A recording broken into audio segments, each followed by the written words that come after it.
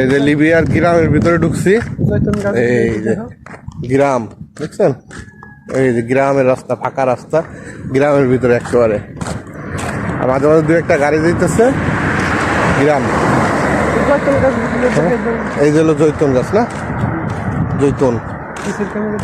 বাংলাদেশে তো জৈতুনের খুব দাম, জৈতুনের তেল। এদেশে তো দামই নেই। জৈতুন তো প্রথম পয়সা মনে করছি খাওয়ার জিনিস না, সিরা যদি গালে দিতে পারি এমন তিতা, বাবা রে বাবা।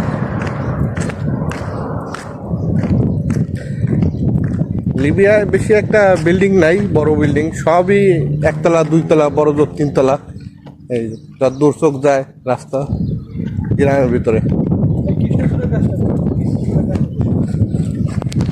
সামনে যে কৃষ্ণচূড়া গাছটা খুব সুন্দর, ফুল ফুটে আছে বাড়ির সামনে।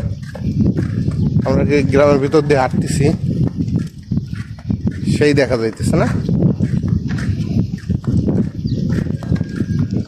বাংলাদেশ হলে তো রাস্তাঘাটে মানুষজন দেখা যাইতো, এখানে আর কি ওরকম মানুষজন নাই।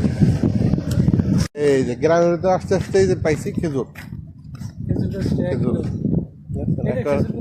একেবারে রাস্তার পাশে খেজুর রয়েছে। আমার চেয়ে গাছ ছোট।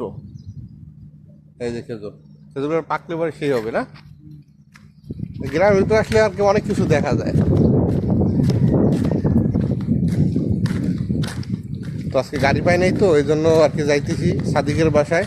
তো গ্রামের ভিতর দিয়ে হাঁটতে হাঁটতেই যাইতেছি, যে হাটে সবাই হাঁটতে হাঁটতে গেলাম। তো গ্রামীণ পরিবেশ এটা, লিবিয়ার গ্রাম যেরকম দেখতে আর কি আপনাদের দেখাইলাম।